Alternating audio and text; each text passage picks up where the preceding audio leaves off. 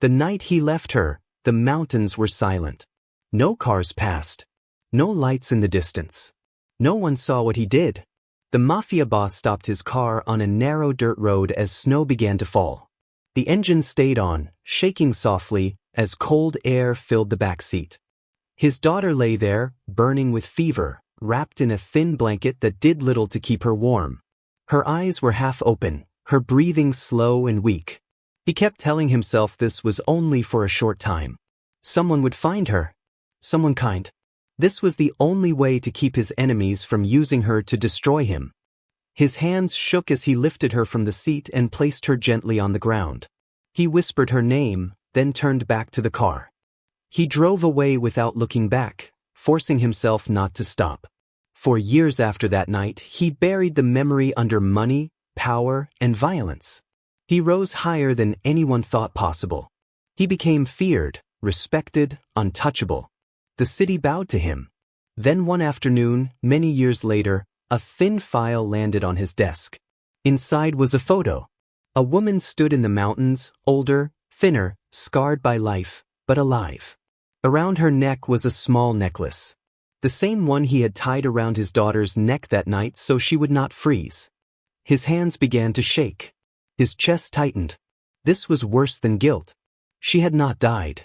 She survived. And she had lived every day remembering the father who abandoned her.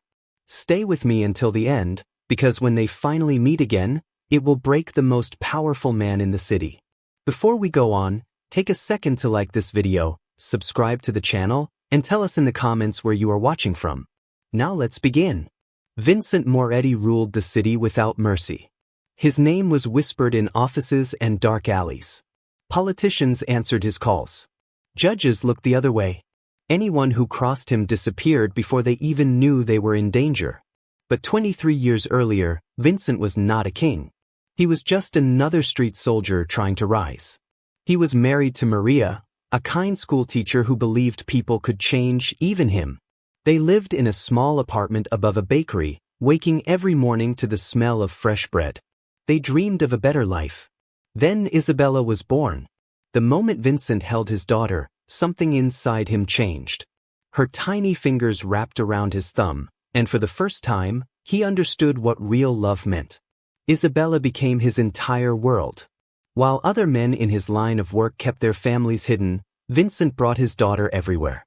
She sat quietly in the corner of meetings, coloring in her books while grown men talked about money and territory. Some thought he was getting weak. They were wrong. Isabella made him more careful, more dangerous, because now he had something worth protecting. When Isabella turned 7, she got sick. At first, it seemed small. A cough that would not go away. Tiredness that sleep could not fix. Maria took her to doctor after doctor, but no one had answers. Then one night, everything changed. Vincent was meeting Carlo Benedetti, an old boss who controlled the docks. They were talking about a shipment from Sicily when Vincent's phone rang. Maria was screaming. Isabella had collapsed at school. An ambulance was already there. Vincent ran out without saying a word. At the hospital, Maria stood in the hallway, holding cold coffee, mascara running down her face. A doctor came out of the room with a look that froze time. Isabella had leukemia. It was aggressive and already advanced. Weeks, maybe months. Vincent felt his world fall apart. This was a fight he could not win with money or fear. So he tried. He brought in the best doctors from around the world. He turned their home into a medical space with nurses day and night. Machines filled every room. Isabella went through treatment after treatment. Her hair fell out. Her body grew weak. She endured pain that would have broken adults. Yet she never complained. She only looked at her father and said she was not scared. Vincent was terrified. The costs were crushing him. He sold everything he could. He took darker jobs, went deeper into the life he once hoped to escape. Maria pulled away from him.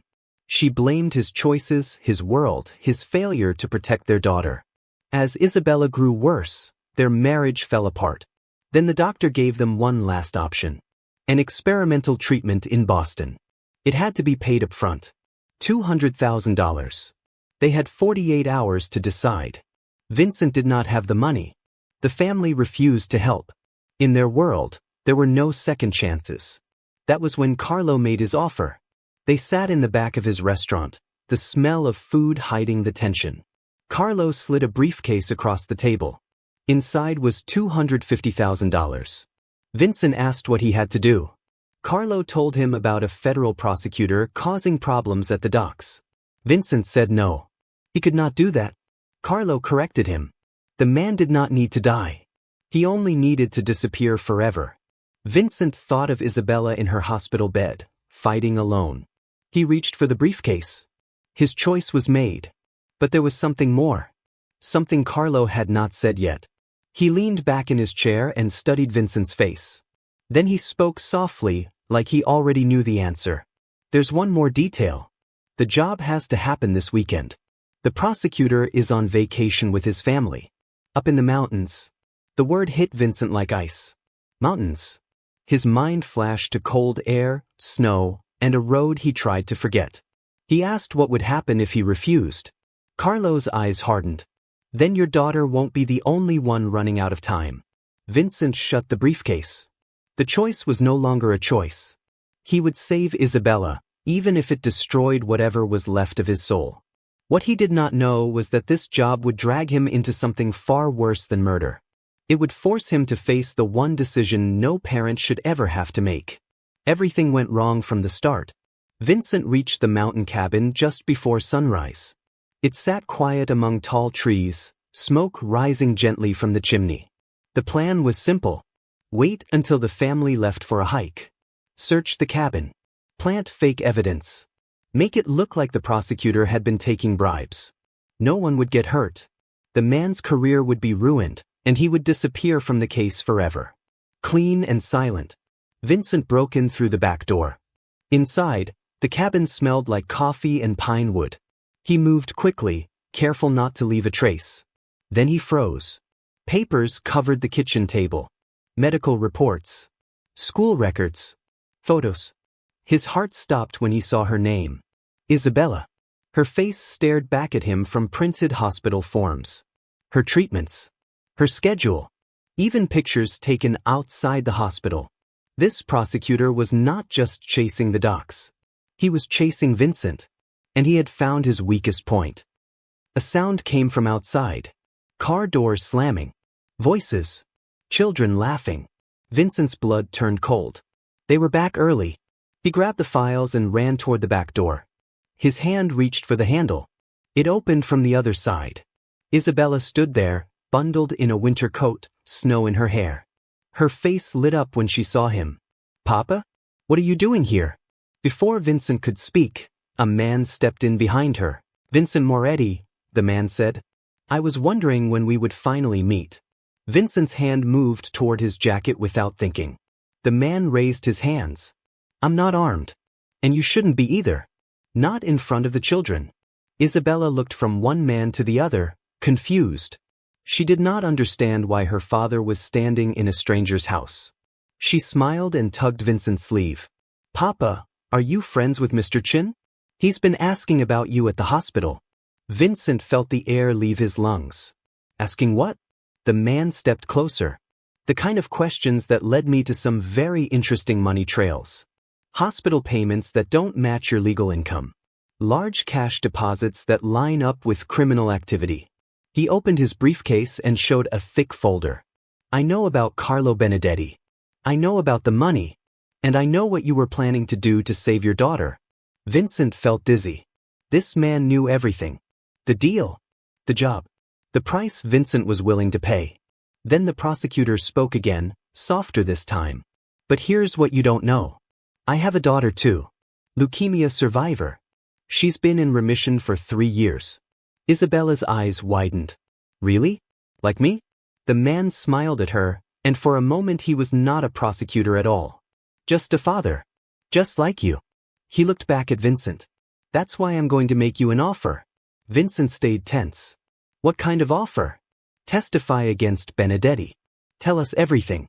In return, you and your family go into witness protection. New names.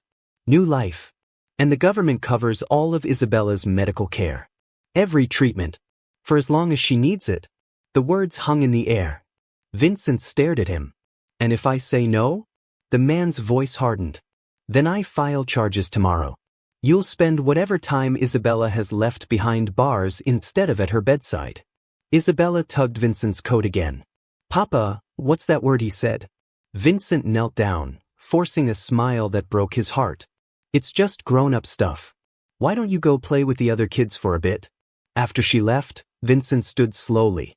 The weight of the moment crushed him. How do I know you'll really help her?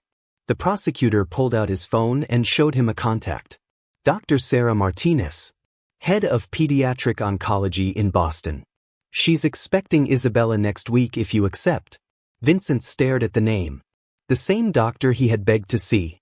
The one with a waiting list that felt impossible. You could have started with that, Vincent said quietly. I wanted you to understand what this really means. This isn't mercy. It's justice.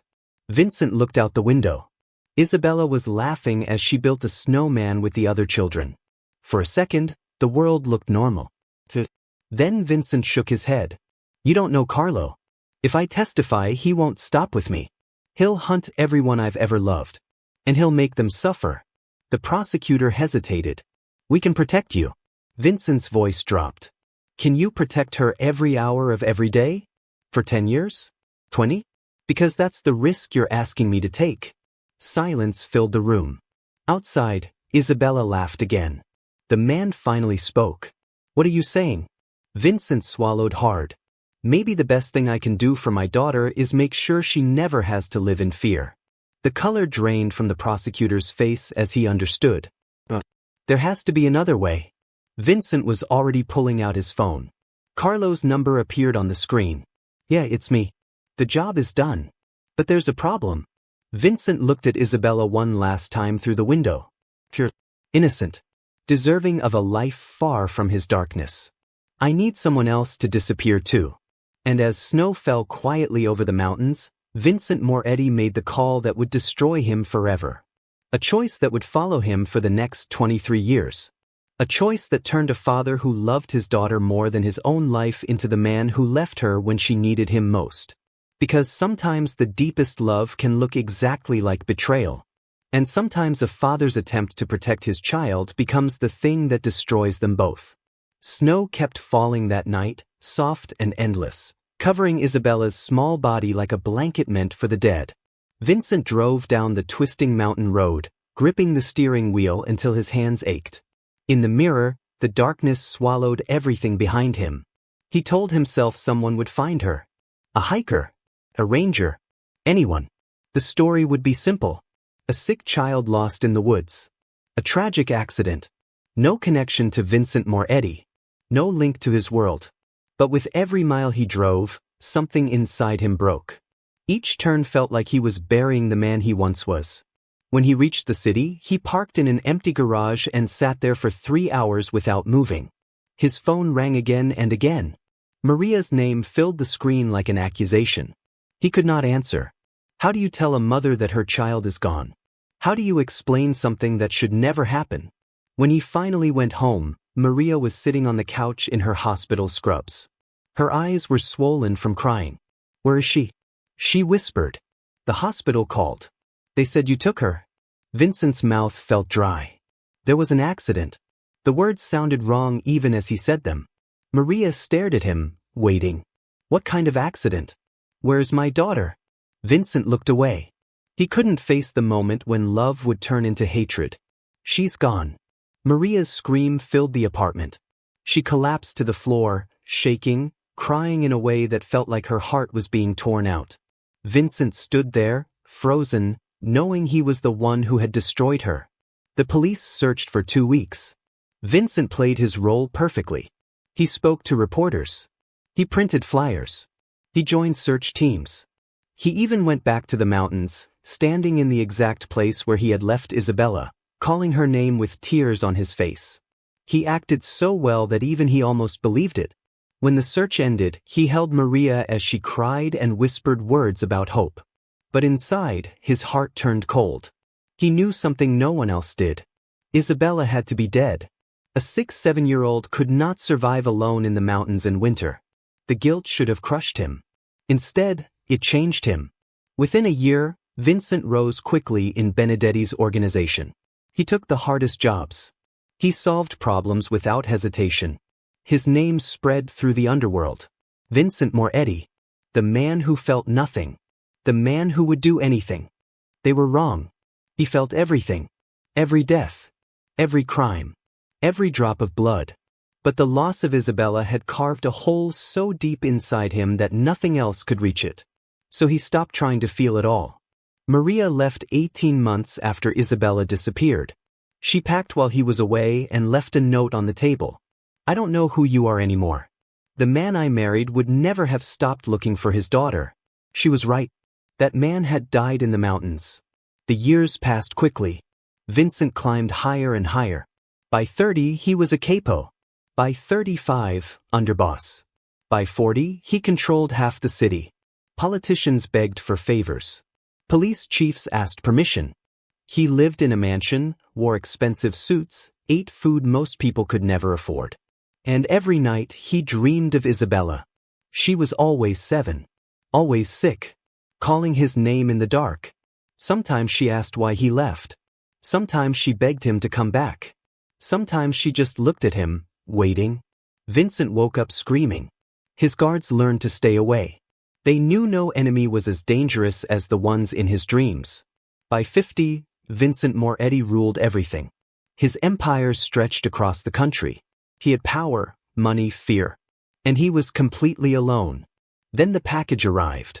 It was a quiet Tuesday afternoon.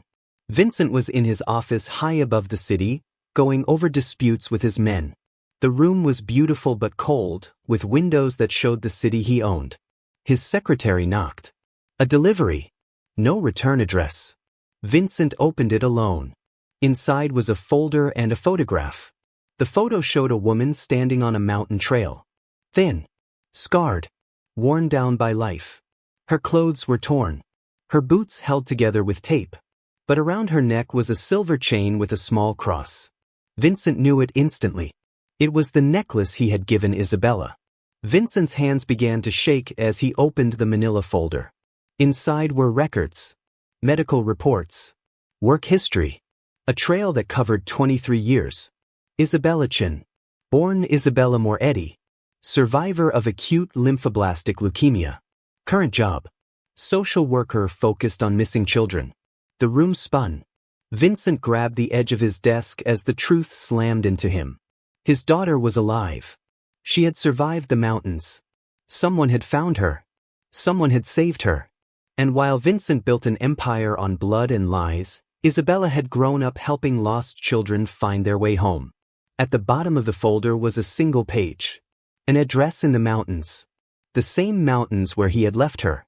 Beneath it were 3 words written in thick black letters. She remembers everything. In that moment, Vincent's power meant nothing. His money meant nothing. The city he controlled meant nothing. The one person whose forgiveness he needed was the one person he had made sure would never give it. The most feared man in the city sat alone holding a photo of his daughter and understood that there was nothing he could do to undo what he had done. He could not buy forgiveness. He could not erase the past. He could not explain why he chose to become a monster instead of staying a father. Someone had planned this. Someone wanted him to face the truth. And in 3 days, Vincent would have to drive back into the mountains and meet the daughter he abandoned. The daughter who survived everything he did to her and turned her pain into a life spent saving other people's children. Judgment was coming. And for the first time in decades, Vincent Moretti was afraid. The address led to a small cabin Vincent remembered all too well. The same dirt road. The same tall pine trees. The same silence. But this time, as his black car climbed higher, the place felt different. The trees seemed to watch him. The shadows felt heavier. He brought only one bodyguard, Tony Ricci, a man who had been loyal for 15 years. A man who had killed without questions. Even Tony looked uneasy. "This feels wrong, boss," Tony said quietly. "You sure you want to go in alone?" Vincent stared at the cabin. Smoke drifted from the chimney. A light burned inside. "She's not going to shoot me," he said. If she wanted revenge, she had 23 years. But even as he said it, he wasn't sure. He didn't know the woman his daughter had become. He didn't know what abandonment does to a person. The car stopped. Vincent stepped out into the cold. His expensive suit felt useless here. The cabin door opened before he knocked. Isabella stood there. His breath caught. The photo had not prepared him for this. She was real. Standing inches away. He saw his own eyes in her face. She was 30 now. Taller than he imagined. Her hair pulled back tight. The scars were real. Burns on her neck. A long mark across her arm. Marks of a life shaped by pain he caused. But what hurt most was her expression. Not anger. Not hatred. Nothing at all. "Hello, Vincent," she said. Not father. Not dad. Just his name. Like he was nobody. "Isabella," he whispered, the name strange on his tongue. She stepped aside. "Come in. We need to talk." Inside, the cabin was plain. 2 chairs facing each other. A fireplace. A small table. No photos. No warmth. It felt like a place built for one moment. This moment. Isabella sat down and waited. Vincent sat across from her, more afraid than he had ever been. "You're wondering how I lived," she said calmly. "Who found me? How I became this?" Vincent nodded. "A park ranger named David Kim found me the next morning. I had hypothermia and pneumonia. The doctors said I was hours from dying.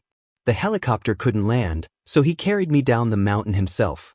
She spoke calmly, like she was reading from a report, not reliving her own life.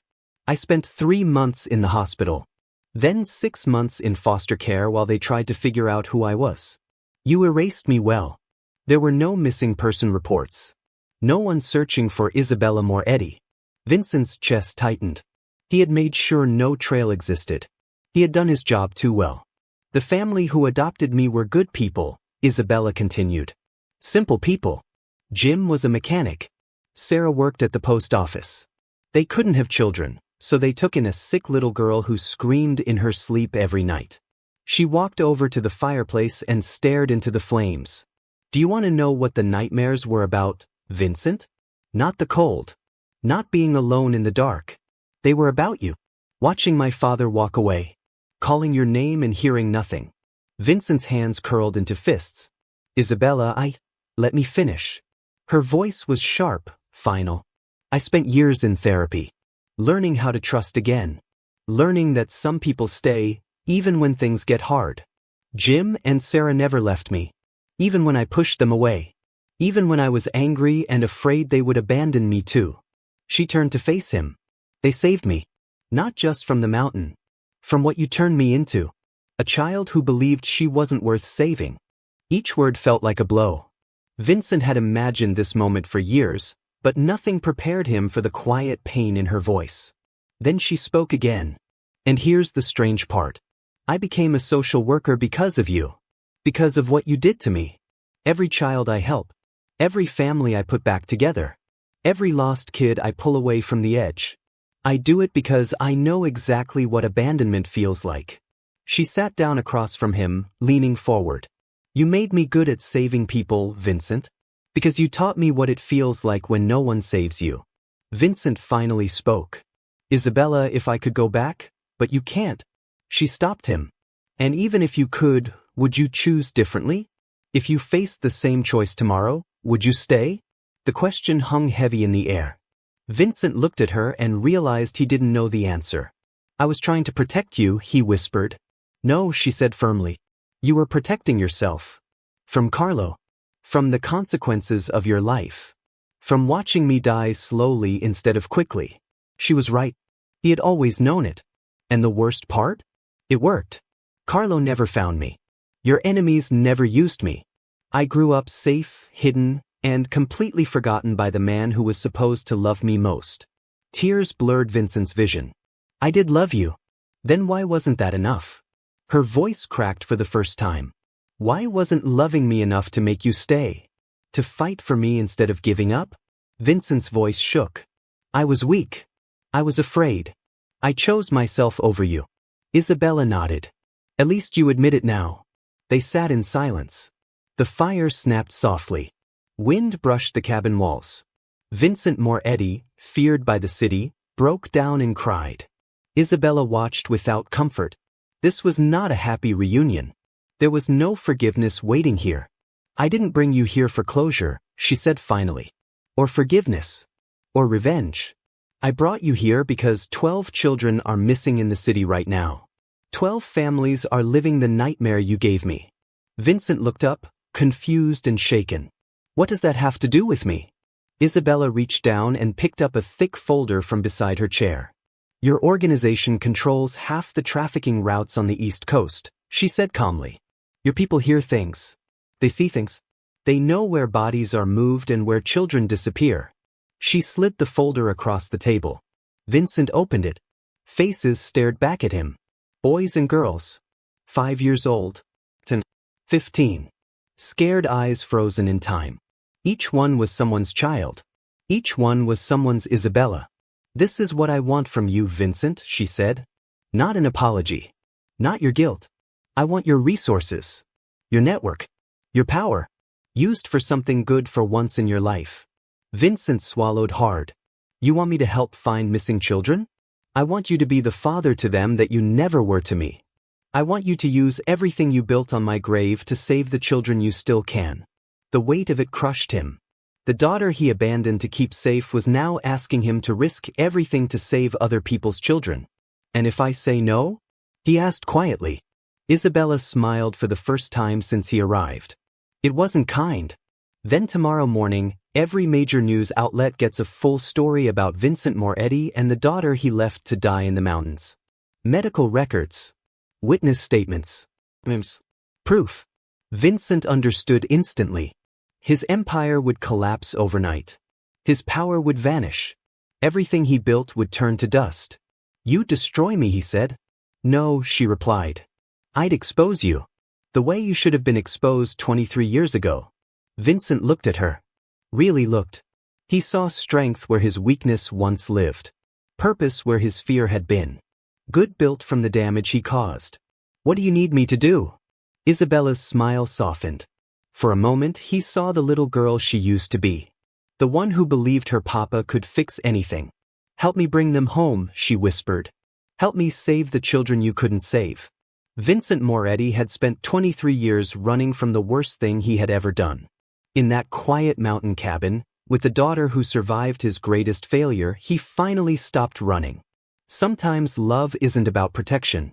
Sometimes it's about change. He failed to save Isabella. But maybe he could help her save everyone else. That night, the mountains stayed silent.